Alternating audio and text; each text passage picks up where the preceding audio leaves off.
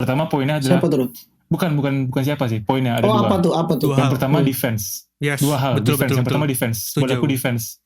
Dari era almarhum Alfred Riedel, terus ke Luis Milla, itu buat aku defense itu apa ya? Mungkin keseringan kosong di tengah, terus juga fisik juga kurang. Dan ini ya kalau kata komentator Rani ya do ya. Ruangan terlini ya. Wadaw. Itu terlalu Nonton Indonesia bisa. Aku soalnya kalau nonton bis, aku mute.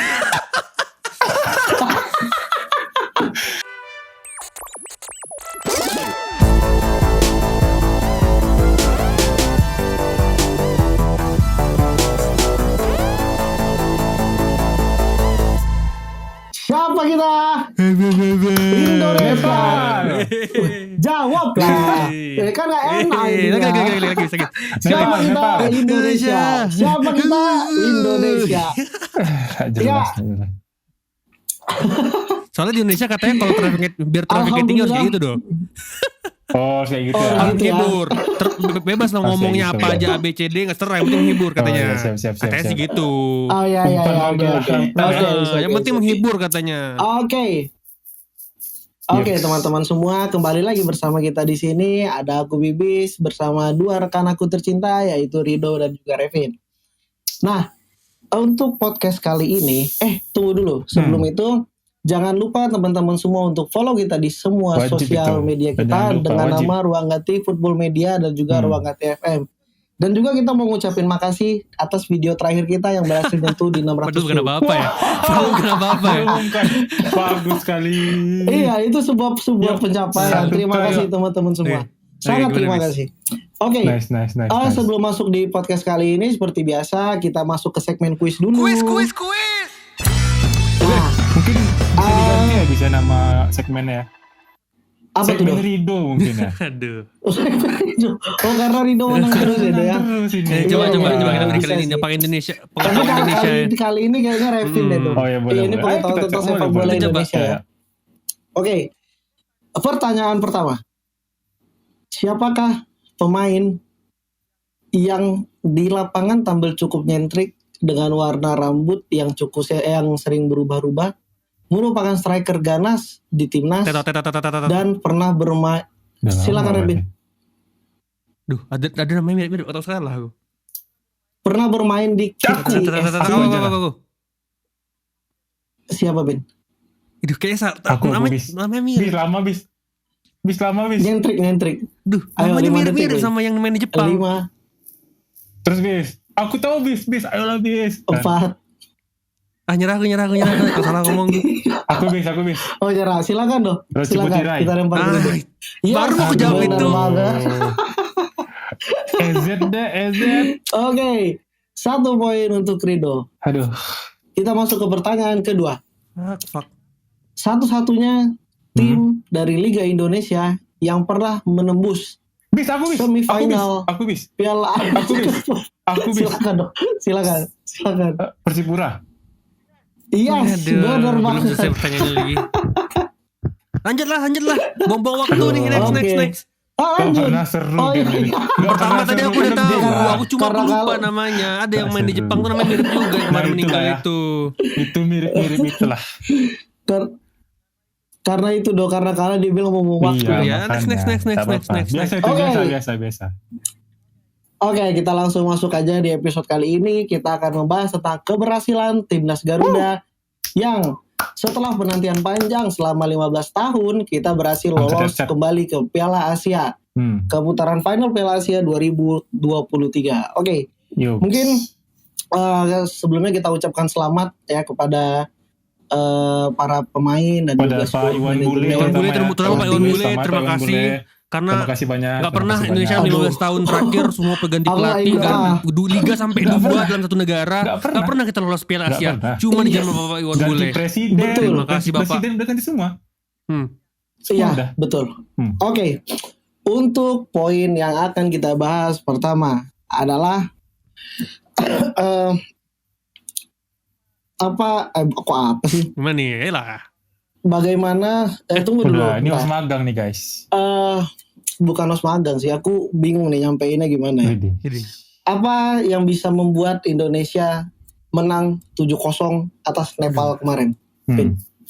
Ini mirip Legend soalnya. Terserah kau mau komen apa terserah. Entah starting 11, entah jalannya pertandingan, entah strategi.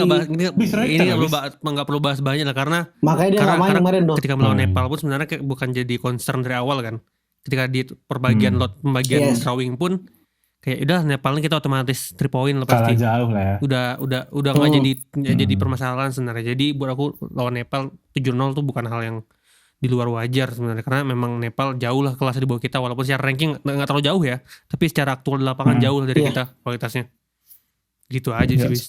Tapi kan ketika Nepal ngadapin Kuwait, ngadapin Jordan kan kalahnya tipis, Bin. Nggak ada yang bisa sejauh kita. Kok nggak lihat ini sebagai sesuatu yang, atau ada kayak strateginya dari Coach Shin yang bikin pertandingan ini bisa dimenangkan timnas dengan skor yang sangat telak? Aku nggak pantas buat dibahas sih kalau Nepal ini ya, karena Nepal juga main bukan untuk apa-apa gitu kan, nggak ada yang lagi diperjuangkan mainnya. Iya, dia main nothing tulus. Jadi ya nggak worth it lah kalau kita bilang berbanding sama gitu lawan Nepal. Oke, Rido. Aku mungkin mencoba bahas dari sisi yang satu lagi bisa.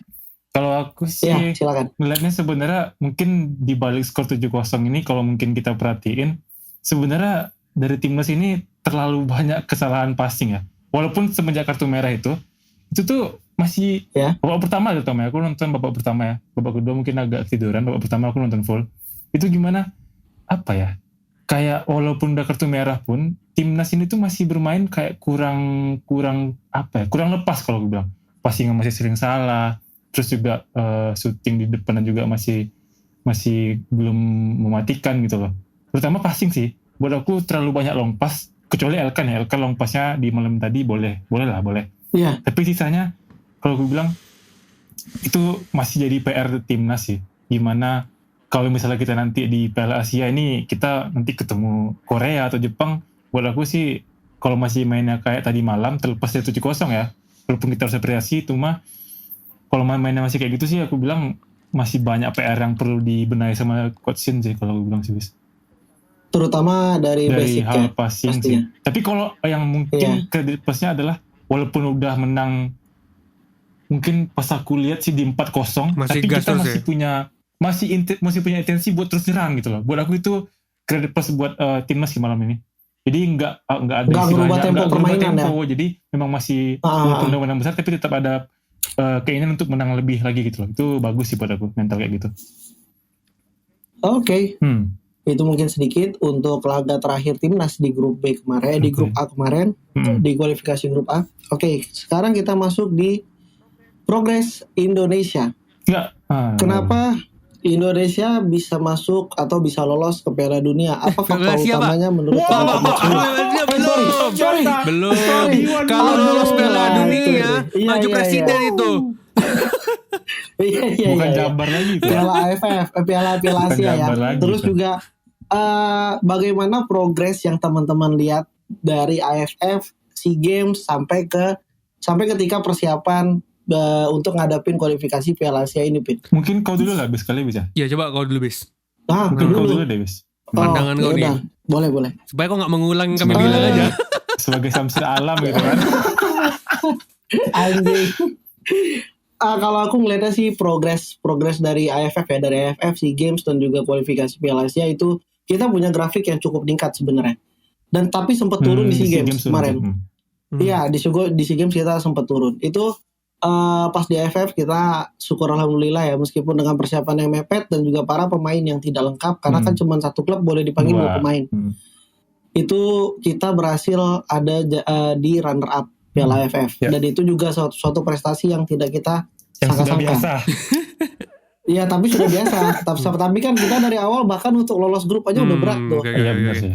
Memperkirakan ya. Terus terus kemudian masuk ke SEA Games itu mungkin karena lumayan banyak perubahan dan juga itu bukan timnas senior sehingga progresnya terlihat sedikit turun di situ. Bahkan bisa dibilang itu merupakan justru di situ kan kita sebagai penonton, sebagai fans timnas juga udah berekspektasi tinggi kan untuk menang di situ, untuk bahkan ya harusnya bisa dapat emas gitu. Tapi lagi dan lagi di situ kita terlihat menurun. Nah, untuk di kualifikasi Piala Asia ini kan sebenarnya kemarin kita sempat ngobrol juga ya.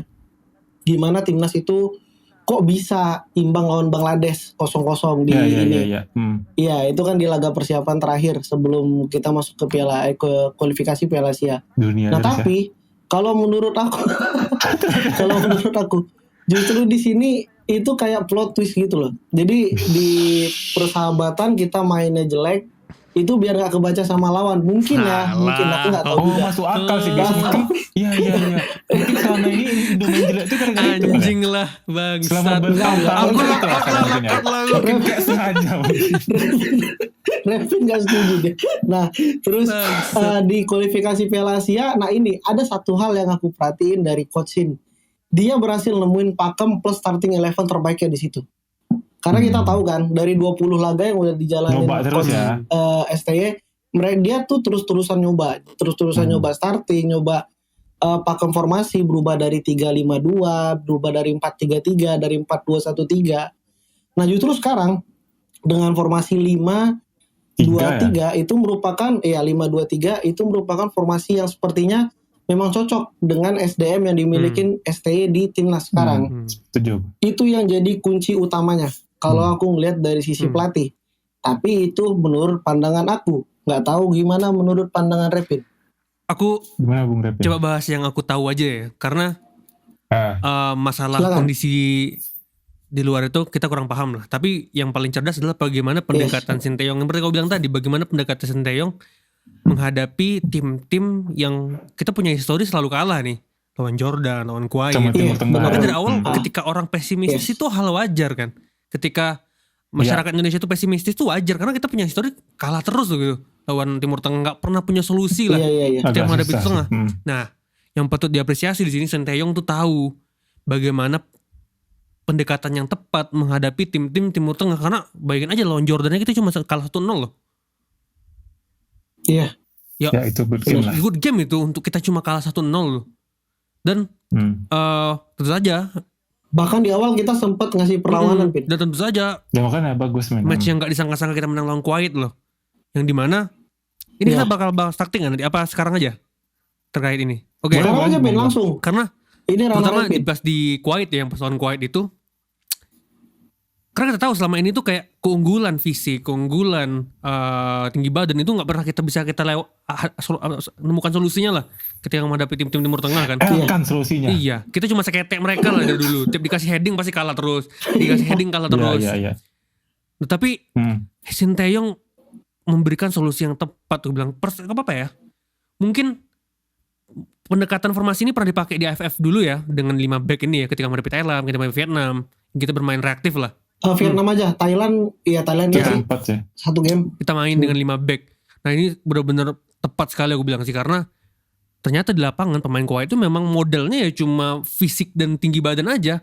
Skill passing jelek juga, end to end passing jelek juga, finishing jelek juga. Akhirnya gol mereka kan cuma memang dari heading aja kan itu sekali.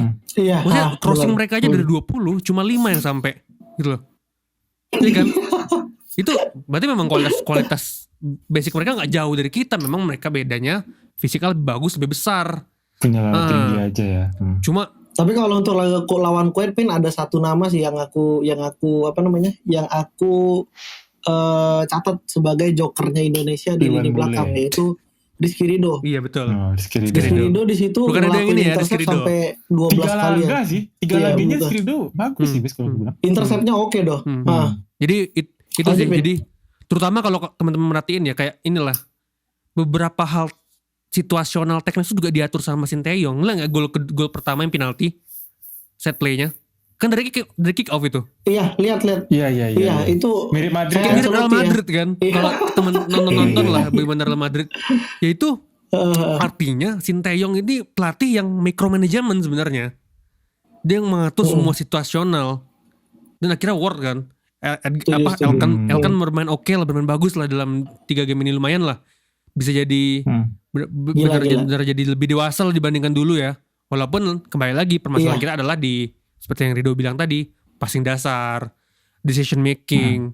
Ya tapi overall fundamental lah. Overall bagaimana mengatasi solusi yang nggak pernah kita temukan dalam beberapa puluh tahun terakhir lah menghadapi Timur Tengah. Kita bisa menang, itu patut diajuki jempol sih. Itu dulu lah terkait kualifikasi ini. Oke. Rizky Ridho. Wih, habis main capek. Kalau yang ini dulu mau main bola tapi nggak sampai. Alumni Milan Junior Camp. Oh iya. Gimana dong? Oke. Lanjut dong. Jadi kalau misalnya progres ya, ini sangat progres ya, terutama kalau nggak salah, ini mungkin dikoreksi aja kalau salah. Kalau nggak salah aku bulan September tahun lalu itu kita masih di peringkat 175 biasanya. Iya. 170-an. Iya, sekarang udah 155 loh. Jadi buat aku dalam waktu yang belum sampai setahun, Sintayong tuh bisa ngangkat kita tuh sejauh ini gitu loh. Dan aku yang paling agak sedih ya, terutama waktu SEA Games itu kayak stay out itu kan sempat konyol kayak, kan konyol. Iya, sempat konyol. Kangen Luis Milla, aduh. Itu kan gimana ya, buat aku kita kan bisa lihat gitu gimana permainan timnas waktu STY dikasih SDM yang jelek, maksudnya nggak bisa maksimal waktu cuma di dua pemain ya, kayak gitu. Iya, di SEA Games pun itu waktunya juga persiapannya mepet, terus banyak pemainnya juga nggak bisa dipakai gitu. Jadi buat aku sebenarnya sejak awal nih STY itu memang udah pilihan yang pas sih gimana dengan permainan Indonesia. Dan tadi mungkin yang dibahas Levin juga, buat aku sih kenapa timnas bisa menang dan bermain cukup bagus lawan Timur Tengah, karena sih buat aku mungkin kita baru kali ini baru kali ini kita punya back yang tinggi-tinggi gitu loh, kayak Fahrudin, terus juga kayak Elkan pastinya kan gitu. Jadi buat aku memang ada faktor itu juga sih. Dan juga kita kebetulan juga kan kalau misalnya bahas taktik dikit ya, kalau misalnya Timur Tengah ini kan memang memanfaatkan postur tinggi ya, jadi mainnya banyak crossing, postur badan banyak crossing kan, dan kita punya back sayap yang udah main abroad gitu loh. Jadi memang secara fisik, secara apa tuh udah unggul jauh dari mungkin pendahulu-pendahulunya lah, kayak mungkin Yamna Suha, Zulkifli gitu kan. Tanpa mendiskreditkan lah ya, tanpa mendiskreditkan pendahulunya lah. Iya, tanpa mendiskreditkan. Asmawi sama Aran ini udah bisa dibilang udah levelnya tuh udah Asia gitu loh. Jadi buat aku nggak mengherankan sih kita bisa bertahan sebagus itu. Dan mungkin nggak bahas yang kalian bahas ya, mungkin aku ini sih yang menurut aku yang memang paling progres ada dua sih. Buat aku ada dua aja. Yang pertama poinnya adalah siapa tuh? Bukan siapa sih, poinnya ada dua. Apa tuh? Yang pertama defense. Yes, dua hal, betul, defense. Yang pertama defense. Buat aku defense dari era almarhum Alfred Riedel terus ke Luis Milla, itu buat aku defense itu apa ya, mungkin keseringan kosong di tengah, terus juga fisik juga kurang. Dan ini ya kalau kata komentator Rani ya do ya, ruang antar lini ya. Wadaw. Itu nonton Indonesia bisa. Aku soalnya kalau nonton bis aku mute. Apa? Iya, boleh lah. Ya, benar. Iya, ruang antar lini terlalu terbuka. Nah, itu sih buat aku. Jadi di era STY ini pertahanan Indonesia dibuat sangat-sangat bagus. Benar. Jadi itu terlepas dari pemilihan 5 back ya do ya, tapi dalam dalam prosesnya pun juga bagus itu, bukan cuma formasinya aja. Bagus gitu. Iya. Itu kita udah sering bahas ya itu. Yang kedua sih fisik ya udah pasti ya. Ini aduh gila, harus sebut dari masa AFF pun kita mungkin udah lihat. Mungkin di AFF tuh masih belum 100% lah. Mungkin pun sekarang belum ya. Mungkin belum 80% lah. Di AFF. Mungkin masih beberapa laga kita masih angin-anginan lah, kayak masih kadang jelek, kadang bagus fisiknya, kadang cepet turun juga. Tapi terutama di kualifikasi itu kita menunjukkan bahwa sampai 90 menit itu kita masih fight gitu loh. Dan itu yang aku nggak lihat sih di beberapa pelatih sebelumnya. Walaupun aku emang nggak terlalu mengikuti ya. Cuma aku sedikit nambahin, karena kalau kalian teman-teman ngikutin, dulu tuh pernah Sintayong itu bilang salah satu kelemahan pemain Indonesia nih, mereka nggak fisik, mereka nggak mau wave training, nggak mau latihan beban. Mereka tuh cuma sanggup main di 60 menit. Bukan itu maksudnya, pemain Indonesia tuh banyak menganggap latihan beban itu bukan fundamental jadi main bola. Gak penting. Main bola itu paling penting stamina, lari. Padahal latihan beban itu kan bagaimana otot kita nggak cepat capek kan?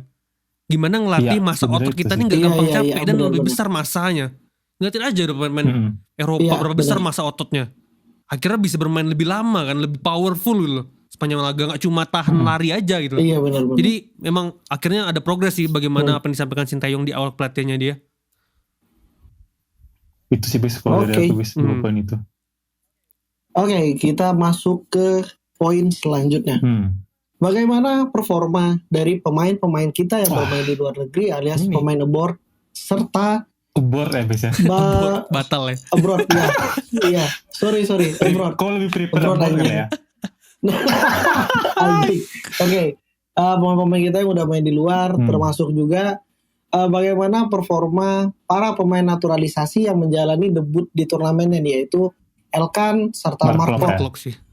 Nah, dan juga apakah di Piala Asia tahun 2023 kita membutuhkan kita membutuhkan 3 nama yaitu Sandy Walsh, Jordi Amat, kemudian Saint Patinama. Rido. Kalau pemain abroad sih kayaknya dari AFF pun kita udah bilang ya, ini pemain abroad abroad mission kena kan terutama Asnawi sama Arhan itu memang sangat-sangat membantu lah. Maksud aku di AFF Arhan belum keluar dong. Enggak, maksudnya itu kan udah kelihatan lah gitu kan calon-calonnya gitu. Buat aku sih sangat membantu ya.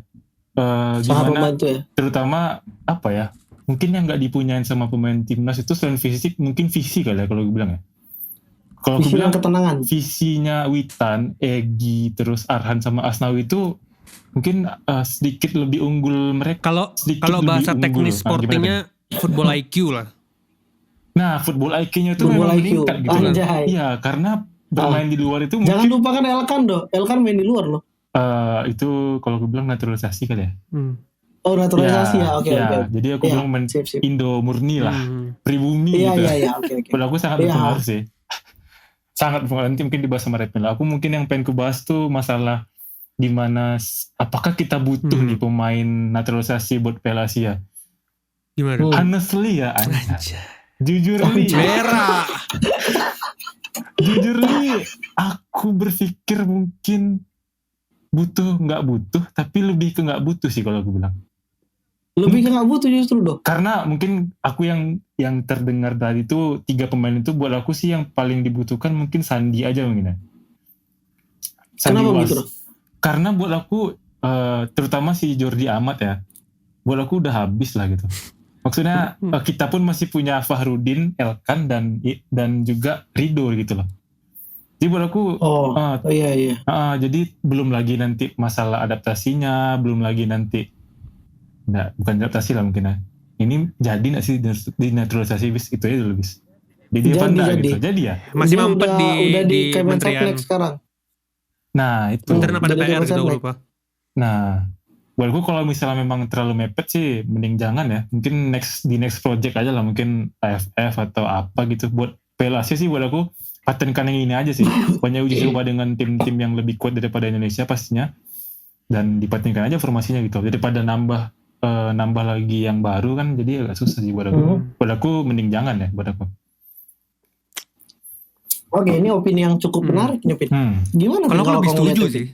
Lebih setuju ya. Kalau terutama kalau 3 nama itu aja ya. Maksudnya kita nggak nambah lain gitu. Kalau cuma 3 nama ini kan udah lama dari tahun lalu udah dijarangkan lah. Kalau 3 nama ini nggak masalah sih karena mau nggak mau memang pemain-pemain ini bawa pengalaman Eropa ya, yang dimana mungkin untuk menambahkan pengalaman karena dimana ya bukan maksudnya pengalaman juga, tapi kan apa ya, pemain ini punya apa ya di kompetisi yang lebih tinggi dia mengerti lah bagaimana pressure-nya, bagaimana tekanannya, bagaimana menghandle situasinya. Mereka udah kaya akan hal itulah. Karena kalau kita bandingkan dengan negara-negara kontestan lain, pemain mereka ya rata-rata banyak juga yang main di Eropa kan. Gak perlu Jepang, Korea lah. Malaysia aja ada pemain itu. Siapa namanya? Oh ya main di Midtjylland. Ya Midtjylland tuh lah. Oh, Dion Coles. Dion Coles. Maksud aku itu maksudnya ya. Terus Vin, sangat penting untuk punya pemain yang pernah ada di level tertinggi itu di kompetisi terutama Asia ini setingkat Euro ya, setingkat kontinen lah, benua. Iya. Jadi baru penting sih. Terutama kalau kita nanti ngadapin negara-negara top tier ya, seandainya kita segrup sama Jepang, sama Korea Selatan, sama Arab Saudi, Qatar, wah ya kita butuh itu. Nepal. Waduh. Oke. Nah kemudian untuk performa para pemain yang bermain di luar negeri termasuk para pemain naturalisasi nih, Pin. Kau setuju dengan pendapat Rido? Atau kau ngeliat ada sisi yang maksudnya berbeda? kayak tadi Jody Amat yang udah ya, Asnawi, sama Witan, aku Elkan. paham sih aku sama Rido kalau masalah itu ya. Setuju aku sama Rido sih itu. Karena tapi mungkin aku sedikit mau tahu nih kalau pendapat kau tentang taktik ini kan ditunggu-tunggu ya sama viewer kita. Itu anjay juga nih bahasanya. Ini Pin, apa yang bikin mereka berbeda dibanding pemain-pemain dari Liga Indonesia? Kalau Rido kan tadi jelas dia bilang visi dan juga football IQ. Apa tadi Doh? Iya, football IQ. Nah, kalau untuk kau sendiri apa yang bikin mereka berbeda dengan para pemain yang main di Liga Dagelan? Gak perlu banyak-banyak, base fundamental aja.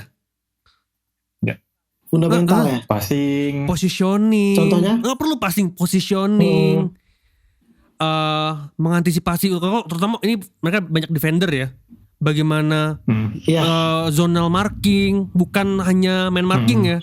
Karena tuh PR banyak main Indonesia tuh nggak bisa selain man marking. Zonal marking amburadul pasti. sempat bilang juga soalnya. Iya kan? STN sempat bilang juga. Saya bilang pemain Indonesia ini nggak banyak yang buta zonal marking, disuruh jaga zona. Aho. Terbiasa cuma jaga orangnya jangan lewat kan. Iya. Jadi itu yang paling penting, itu yang paling penting. Orang jangan. Orang itu paling penting, makanya kita nggak perlu yang lain-lain, fundamental aja. Terutama kita bicarakan defender kali ini karena kita banyak naturalisasi terutama dari defender ya, penyerang kita pakai lokal lah. Gitu sih, nggak perlu panjang-panjang lah. Ya. Oke. Salam gimana? Kalau gitu, kalau aku sih ngelihatnya memang ya itu udah kalian sampaikan semua, jadi aku nggak perlu sepakat lah ya. Tapi iya itu aku sepakat. Tapi kalau misalkan sedikit, kira-kira apa yang akan kita bahas lagi? ST in or out? Anjing.